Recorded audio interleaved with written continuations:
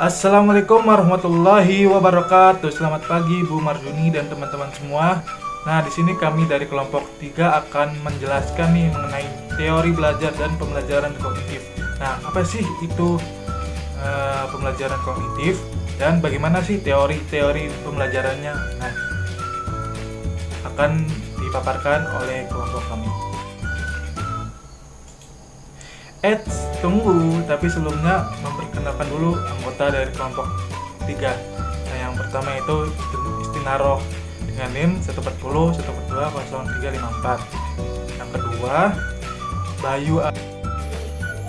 Topik yang akan kami bahas yaitu pertama, pengertian teori belajar kognitif, yang kedua, pandangan beberapa tokoh mengenai teori belajar kognitif, dan yang terakhir yaitu implikasi teori belajar kognitif dalam pembelajaran. Yang pertama akan kita bahas yaitu pengertian teori belajar kognitif. Teori belajar kognitif merupakan teori belajar yang mementingkan proses belajar daripada hasilnya.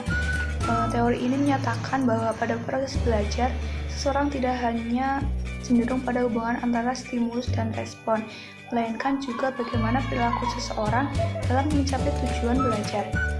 Menurut teori kognitif, ilmu pengetahuan dibangun dalam diri seseorang melalui proses interaksi yang berkesinambungan dengan lingkungan.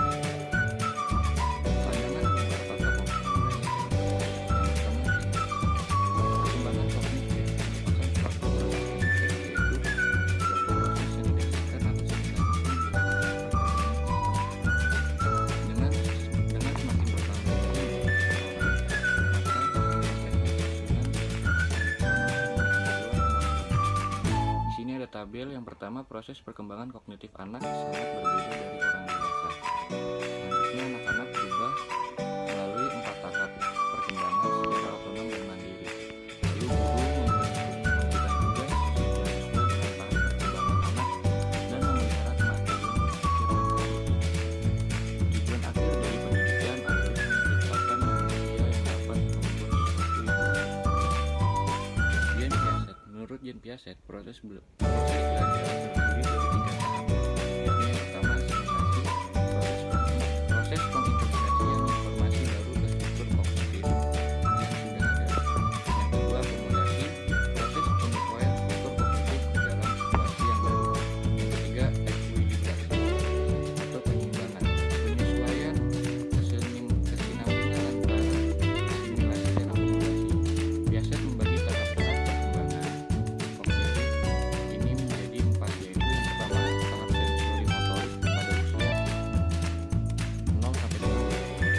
Individu memahami sesuatu atau tentang dunia dengan mengkoordinasikan pengalaman sensoris seperti melihat dan mendengar, dan dengan tindakan-tindakan motorik fisik.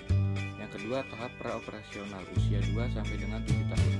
Individu mulai mengelukiskan dunia melalui tingkah laku dan kata-kata. Pada usia ini, individu mulai memiliki kecakapan motorik untuk melakukan sesuatu dari apa yang diingat dan dikenal. Yang ketiga, tahap praoperasional konkret usia 7 sampai dengan 11 tahun. Individu mulai berpikir secara logis tentang kejadian-kejadian yang bersifat konkret. Individu sudah dapat membedakan benda yang sama dalam kondisi yang berbeda. Yang terakhir, yang keempat, tahap operasional formal usia 11 tahun ke atas, di mana individu dapat berpikir secara abstrak, lebih logis, dan idealis. 2.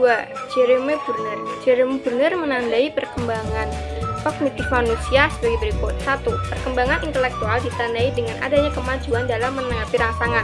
2. Peningkatan pengetahuan tergantung pada perkembangan sistem penyimpangan informasi secara realis. 3. Perkembangan intelektual meliputi perkembangan kemampuan berbicara pada diri sendiri atau pada orang lain melalui kata-kata atau lambang tentang apa yang akan dilakukan. Hal ini berhubungan dengan kepercayaan pada diri sendiri. 4. Interaksi secara sistematis antara pembimbing, guru, atau orang tua dengan anak diperlukan bagi perkembangan kognitifnya. 5. Bahasa adalah kunci perkembangan kognitif. Dan 6. Perkembangan kognitif ditandai dengan kecakapan untuk mengumpulkan beberapa alternatif secara simultan.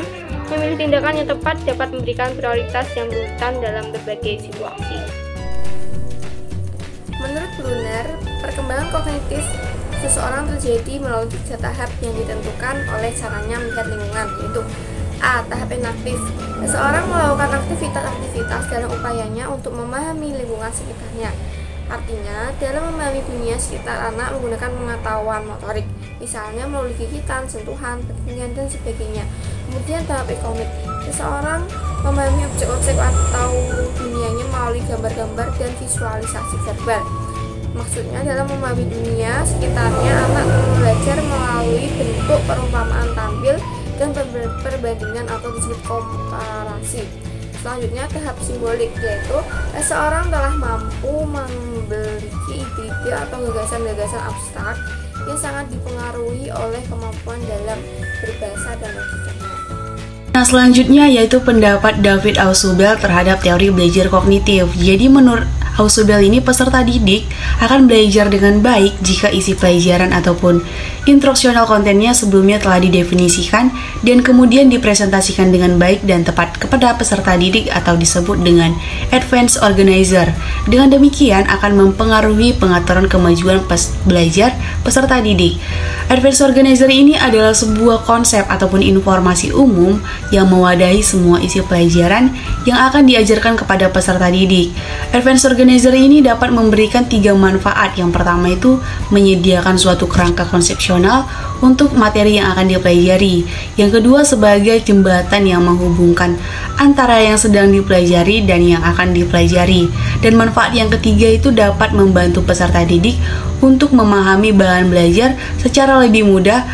Untuk itu, pengetahuan guru terhadap isi pembelajaran di sini harus sangat baik. Dengan demikian, ia akan mampu menemukan informasi yang sangat abstrak, umum, dan inklusif yang mewadahi apa yang sedang diajarkan.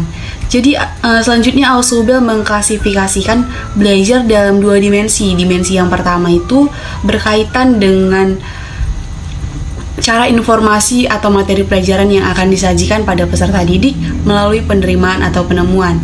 Dan dimensi yang kedua yaitu menyangkut cara bagaimana peserta didik dapat mengaitkan informasi tersebut pada struktur kognitif yang telah ada. Jadi itulah pendapat David Ausubel terhadap teori belajar kognitif. Nah, topik selanjutnya yaitu kognitif dalam pembelajaran. Yang pertama, teori belajar kognitif oleh Jean Piaget. Ada beberapa hal yang penting diambil terkait kognitif sebagaimana dikemukakan oleh Piaget. Di antaranya yang pertama, individu dapat mengembangkan pengetahuannya sendiri.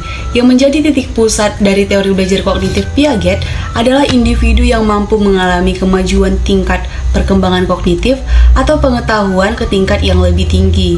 Maksudnya di sini adalah pengetahuan yang dimiliki oleh setiap individu dapat dibentuk dan dikembangkan oleh individu itu sendiri melalui interaksi dengan lingkungannya yang terus-menerus dan selalu berubah. Yang kedua yaitu individualis dalam pembelajaran.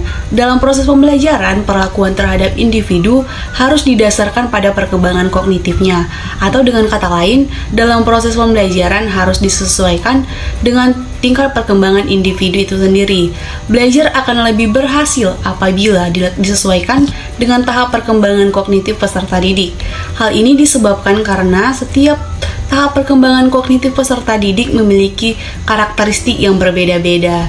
Jadi itulah implikasi teori belajar kognitif menurut Jean Piaget. Teori belajar kognitif Brunner. Ada beberapa hal yang sangat penting untuk diperhatikan dalam pembelajaran terkait dengan teori kognitif Brunner.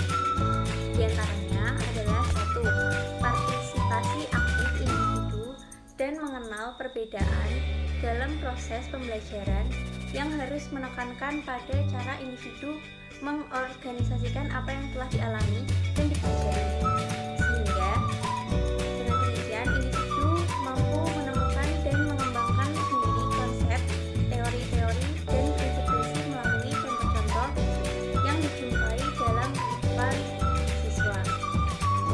Yang kedua, guru sebagai tutor, fasilitator, motivator, dan evaluator.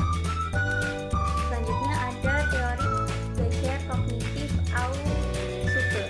Yang pertama yaitu kunci keberhasilan dalam pembelajaran terletak pada kebermaknaan bahan ajar yang diterima atau yang dipelajari oleh siswa.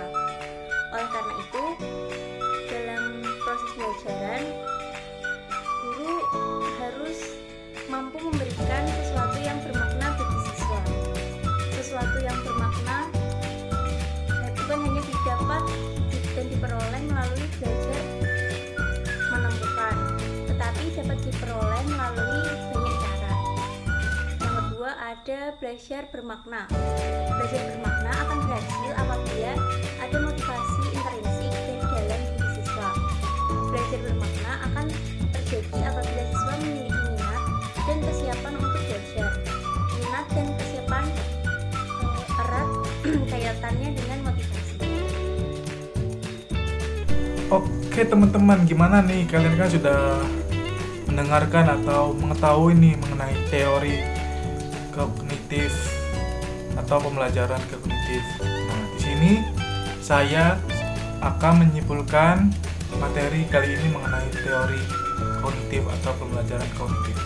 Jadi, teori pembelajaran kognitif adalah teori belajar yang mementingkan proses belajar. Mengapa? Karena menurut psikologi, kognitif belajar dipandang sebagai usaha untuk mengerti sesuatu yang dilakukan secara aktif oleh peserta didik. Nah, oleh sebab itu, keaktifan tersebut berupa mencari pengalaman, informasi, memecahkan masalah, atau mencermati yang ada di lingkungan sekitar agar mencapai tujuan tertentu. Nah, baik, sekian pemaparan atau penjelasan dari kelompok kami. Apabila ada kesalahan atau salah kata, mohon dimaafkan. Apabila ada pertanyaan, mohon di kolom chat atau kolom komentar. Oke, see you next week. Assalamualaikum warahmatullahi wabarakatuh. See you next time.